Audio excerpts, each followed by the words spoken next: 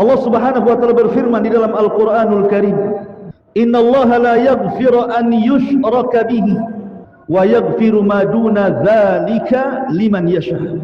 Sesungguhnya Allah Subhanahu wa taala tidak akan mengampuni dosa siapapun yang menyekutukannya. Dan Allah Subhanahu wa taala hanya mengampuni dosa selain itu.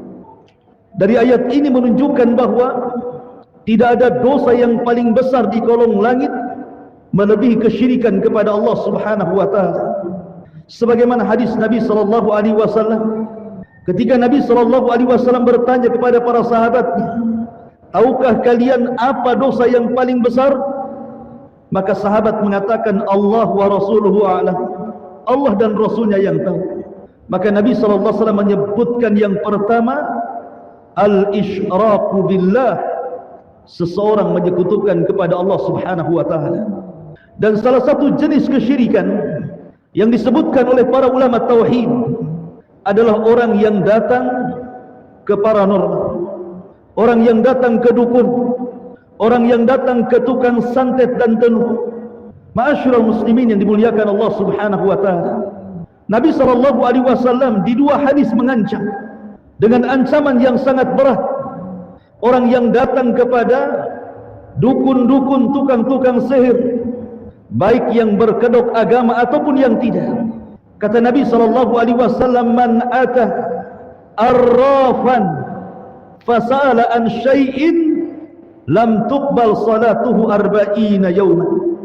Barang siapa yang datang ke tukang ramal, ke dukun, ke tukang santet, ke tukang tenun, hanya bertanya dan tidak membenarkan, maka solatnya 40 hari ditolak dan tidak akan diterima. Seluruh solatnya akan ditolak, baik solat wajibnya, baik solat sunnahnya, baik solat duhanya, tahiyatul masjidnya, qabliyah dan ba'diyahnya, witir dan malamnya, seluruhnya ditolak di hadapan Allah Subhanahu wa taala. Hanya sekedar konsultasi dan bertanya dan belum meyakini. Tapi kalau sampai kemudian meyakini, membenarkan apa yang dikatakan mereka, maka tentu hukumannya di atas itu. Kata Nabi sallallahu alaihi wasallam, "Man ata arrafan aw kahinan fasa'ala an syai'in fasaddaqahu faqad kafara bima unzila ala Muhammadin sallallahu alaihi wasallam."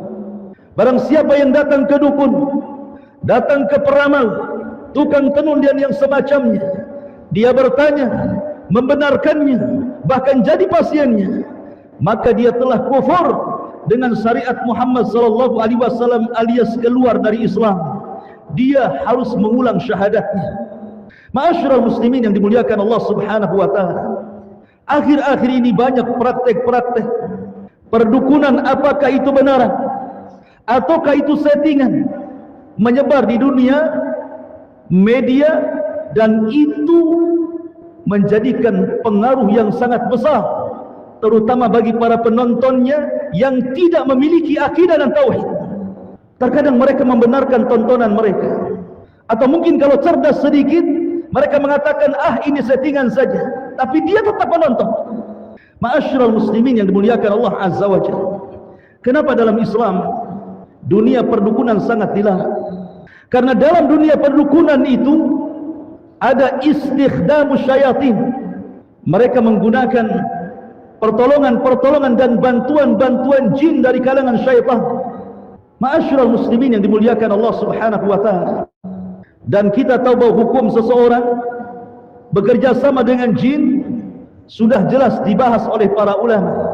Karena tidak ada ceritanya jin mau membantu seorang manusia kecuali dengan jual beli, dan jual belinya bukan dengan materi tetapi dengan iman dan akidah.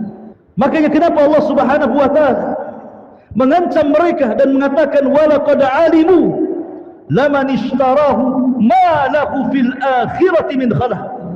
Dan sungguh mereka sudah mengetahui keburukan jual beli mereka, di mana mereka tidak akan dapat bagian sedikit pun di akhirat. Karena kesyirikan itu bukan hanya membatalkan semua amalannya, tetapi juga menjadikan orang dikekalkan di neraka Allah Subhanahu wa taala. Na'udzubillah.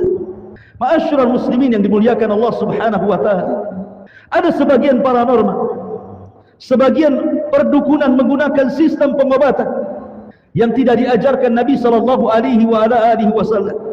Kita tahu bahwa kalau kita cerita tentang perobatan dalam Islam, maka Islam membagi 3 perobatan. Yang pertama, sesuatu yang sudah dijelaskan di dalam Al-Quran dan Sunnah Rasul, bahwa perkara itu bisa untuk obat dan bisa digunakan untuk pengobatan. Seperti habbatus sauda, disabdakan Nabi SAW, habbatus sauda dawa'un likulli da'in, bahwa habbatus sauda, jintan hitam itu mampu mengobati semua jenis penyakit kecuali kematian. Atau Nabi SAW mengatakan, khairu ma'in ala wajhil ardi ma'u zamzam, sebaik-baik air di permukaan bumi adalah air Zamzam. Karena air Zamzam itu salah satunya adalah dawa'un likulli suqmin, bisa mengobati berbagai macam penyakit. Atau mungkin dengan meminum minyak zaitun, buah tin, atau dengan cara hijamah, atau mungkin dengan cara ruqyah, sebagaimana Allah Subhanahu wa taala berfirman, wa nunazzilu minal Qur'an ma huwa shifaa'un wa rahmatun, dan kami turunkan Al-Quran itu untuk obat dengan cara dibacakan, atau istilah syar'i dengan cara diruqyahkan. Maka ini pengobatan-pengobatan yang mubah, terkadang dianjurkan. Kemudian yang kedua, ada pengobatan itu memang obat ini tidak terdapat dalam Al-Quran dan Sunnah. Al-Quran tidak mengatakan ini obat, Sunnah mengatakan ini tidak obat, tetapi ada penelitian ilmiah yang dilakukan oleh dunia farmasi dan perobatan, dunia herbal dan kedokteran, mengatakan bahwa buah ini memiliki kandungan khasiat mampu mengobati penyakit ini dan itu. Akar ini memiliki khasiat mampu mengobati penyakit ini dan itu, ataupun dedaunan, ataupun bunga-bunga, atau yang semacamnya. Maka berobat dengan sesuatu yang sudah diteliti itu dibolehkan dalam Islam dan tidak diharamkan. Kemudian yang ketiga, ini yang jadi masalah. Al-Quran tidak mengatakan ini obat, Sunnah mengatakan ini tidak obat. Penelitian para pakar baik dunia farmasi ataupun kedokteran atau dunia herbal tidak mengatakan ini obat. Tiba-tiba kemudian dikatakan ini obat, maka ini masuk dalam kaedah para ulama, ja'alas sabab ma laysa bis-sabab. Dia telah menjadikan sebab yang bukan sebab, bisa terjerumus kepada 2 hukum. Pertama, syirkul akbar ataupun syirkul asghar. Dia bisa masuk pada syirik besar ataupun hanya sekedar syirik kecil, dua-duanya syirik. Seperti yang kita lihat di tayangan-tayangan, ada orang mampu mengobati penyakit pasien dengan cara dipindahkan penyakit itu ke dalam kelapa muda, atau mungkin dipindahkan ke air, atau mungkin kemudian disedot, dan dia mengatakan bahwa di dalam dirinya terdapat jin. Dari mana dia tahu ada jin? Kemudian diobati dengan cara dibelikan atau dikalungkan, mungkin istilah mereka dengan tasbih-tasbih karamah, dengan gelang-gelang karamah. Tidak ada hubungan antara penyakit dengan gelang ataupun tasbih. Dia menjadikan sesuatu yang bukan sebab dijadikan sebab. Kalau dia meyakini sembuh penyakitnya dengan tasbih itu semata-mata hanya tasbih yang menyembuhkan penyakitnya, dan dia tidak yakin dengan Allah, maka terjerumus kepada syirkul akbar, syirik besar. Tapi kalau hanya meyakini, oh yang menyembuhkan Allah, tapi perantara tasbih ini dia sembuh, tetap masuk pada syirkul asghar, syirik kecil. Ma'asyiral muslimin yang dimuliakan Allah Subhanahu wa taala, penyakit itu datang dari Allah dan obat juga datang dari Allah. Hendaklah kalau seseorang itu terkena penyakit, maka yang pertama kali menambatkan hati itu, tambatkan kepada zat yang menurunkan penyakit dan menurunkan obatnya. Tawakal kepada Allah Subhanahu wa taala, minta kesembuhan kepada Allah Subhanahu wa taala, sebagaimana perkataan Nabiullah Ibrahim alaihi salatu wassalam, fa idza maridtu wa huwa yashfin, kata Ibrahim, apabila aku sakit maka aku yakin Allah yang akan menyembuhkanku. Minta kesembuhan kepada Allah Azza wa Jalla. Kalaupun harus mencari sebab kesembuhan, carilah sebab yang sudah dijelaskan bahwa Al-Quran mengatakan ini obat, makan. Sunnah mengatakan ini obat, ambil, makan. Atau mungkin penelitian para dokter, farmasi, dunia herbal, walaupun tidak 100% mengobatkan, tetapi keumumannya kalau minum ini sembuh, minum. Tapi kalau tidak sesuai dengan akal, tidak ada penelitian baik secara ilmiah, farmasi atau kedokteran, tidak ada nas hadis ataupun Al-Quran, hindari perobatan seperti ini. Karena bisa saja ini praktek-praktek kesyirikan yang akan menjerumuskan kita kepada dosa yang paling besar, yang tidak akan diampuni oleh Allah Subhanahu wa taala. La in asyrakta la yahbatanna 'amaluka wa la takunanna minal khasirin. Kalau engkau melakukan kesyirikan, maka hancur lebur amalan kalian dan kalian termasuk orang yang rugi dunia ataupun rugi akhirat. Aqulu ma tasma'un, aqulu qauli hadza wastaghfiru innahu huwal ghafurur rahim. Dalam dunia perdukunan ada istilah penerawangan, seolah-olah mereka mampu melihat jin, seolah-olah mereka mampu mengendalikan jin, sehingga kemudian berakhir dengan iddiaul ghaib, mengaku sok tahu yang gaib. Tidak ada yang tahu yang gaib kecuali Allah Subhanahu wa taala. Saya ulangi, tidak ada yang tahu yang gaib kecuali Allah Subhanahu wa taala. Jangankan kita, para nabi tidak tahu yang gaib kecuali setelah Allah Subhanahu wa taala habarkan kepadanya. Nabi Allah Sulaiman alaihi salatu wassalam suatu ketika membariskan pasukannya, rupanya burung hudud tidak ada. Kemudian Sulaiman mengatakan, di mana hudud? Kalau seandainya dia datang, aku akan siksa dia atau aku akan bunuh dia kecuali dia membawa alasan. Sebentar kemudian hudud datang. Kemudian dia mengatakan alasannya kenapa dia tidak berbaris dalam barisan pasukan Sulaiman. Rupanya dia terbang dari Palestina ke Yaman. Kemudian dia mengatakan, inni wajadtu, sesungguhnya aku dapati di Yaman itu sebuah kerajaan besar. Sebuah kerajaan besar, maksudnya kerajaan Balqis. Tapi aku dapati dia dan kaumnya menyembah matahari dan bulan, Tuhan selain daripada Allah Subhanahu wa taala. Lihat, Sulaiman tidak tahu dia di Palestina, di Yaman ada kerajaan. Padahal Sulaiman itu penguasa dunia.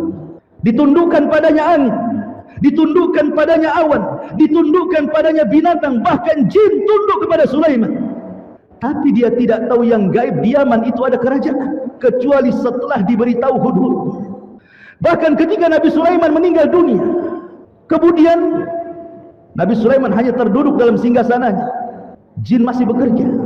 Bertahun-tahun mereka bekerja.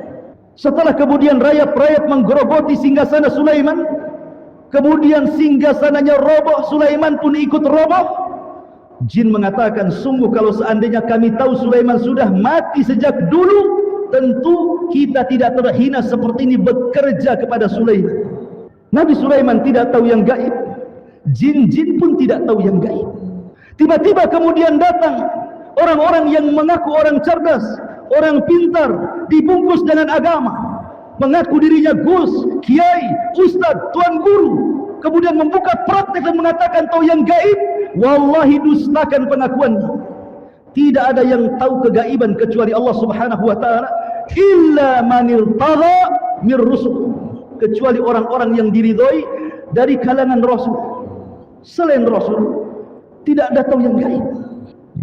Apalagi kemudian sampai di antara mereka bekerja sama dengan syaitan, dengan jin-jin. Nabi SAW bukan hanya nabi kepada manusia, tapi dia nabi kepada bangsa jin. Makanya Allah mengatakan, wa ma khalaqtul jinna wal insa illa liya'budun. Tidakkah aku ciptakan jin dan manusia kecuali mereka disuruh untuk beribadah kepada Allah Azza wa Jalla. Dalam kondisi segenting apapun, Rasul tidak pernah meminta pertolongan kepada jin. Kalau Rasul mau, ketika perang Uhud, di mana kaum muslimin mampu dipukul mundur oleh orang-orang kafir Quraisy, Rasul sampai terkena hantaman sehingga gerhamnya retak, badannya berdarah, sampai Rasul marah kepada orang-orang yang melukainya dan mengatakan, semoga Allah melaknat orang-orang yang mereka telah menyakiti nabinya. La yuflihu qaumun syujja nabiyuh. Tidak akan beruntung orang-orang yang telah menyakiti nabinya. Kenapa Nabi SAW dalam kondisi genting dia tidak meminta pasukan jin? Bukankah jin adalah umatnya? Bukankah jin umat Nabi SAW? Tidak mungkin mereka tidak membantu. Tapi kenapa Nabi SAW tidak meminta pertolongan kepada mereka? Ma'asyiral muslimin yang dimuliakan Allah Azza wa Jalla, karena alamnya berbeda. Dan kebanyakan jin itu diciptakan jahat. Ya, di antara mereka ada orang yang ada jin yang saleh. Sebagaimana Allah mengatakan, wa minnas salihuna wa minna duna dzalik kunna tara'iqa qidada. Kami bangsa jin ada yang baik, ada yang tidak baik, kami bertingkat-tingkat. Tapi kebanyakan jin itu jahat. Maka ketika jin bekerja sama dengan manusia, pasti jin itu akan bersyarat dengan cara timbal balik. Baik, saya akan bantu, tetapi bayarannya iman dan juga akidah. Berarti tukar beli agama.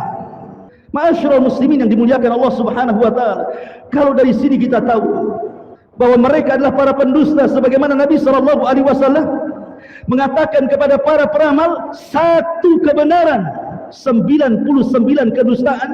Dari sini menunjukkan bahwa 99% para dukun itu para pendusta. Mereka tidak pernah berucap kebenaran. Kalaupun sebuah kebenaran, maka itu dikatakan istidraj, kebetulan, kata Nabi sallallahu alaihi wasallam. Oleh karena itulah maka kita berlindung kepada Allah Subhanahu wa taala. Semoga kita diberikan istiqamah untuk tidak datang ke dukun, untuk tidak datang ke tukang sihir untuk menyihir, karena itu sebuah kezaliman. Ma'asyiral muslimin yang dimuliakan Allah Subhanahu wa taala, maka kuatkanlah akidah, kuatkanlah tauhid. Sebab kalau akidah dan tauhid tidak kuat, kita dikhawatirkan terjerumus kepada dosa yang paling besar yang tidak akan diampuni oleh Allah Subhanahu wa taala, kesyirikan kepada Allah Subhanahu wa taala. Innallaha wa malaikatahu yusalluna 'alan nabi ya ayyuhalladzina amanu sallu 'alaihi wa sallimu taslima. Allahumma ighfir lil muslimina wal muslimat wal mu'minina wal mu'minat al ahya'i minhum wal amwat innahu qaribun mujibu da'waya qadiyal hajah. Allahumma inna nas'aluka al huda wat tuqa wal afafa wal ghina. Allahumma inna nas'aluka khaira ajilihi wa ajilihi wa ma alimna minhu wa ma lam na'lam. Allahumma inna nas'aluka al jannah wa ma qarraba ilaiha min qawli wa amal wa na'udzubika min sakhatika wan nar. Rabbana la tuzigh qulubana ba'da idh hadaytana wa hab lana min ladunka rahmatan innaka antal wahhab. Rabbana atina fid dunya hasanah wa fil akhirati hasanah wa qina adzabannar. Wa sallallahu ala sayyidina Muhammadin wa ala alihi wa sahbihi ajmain. Qumu lis salatil jum'ah rahimakumullah.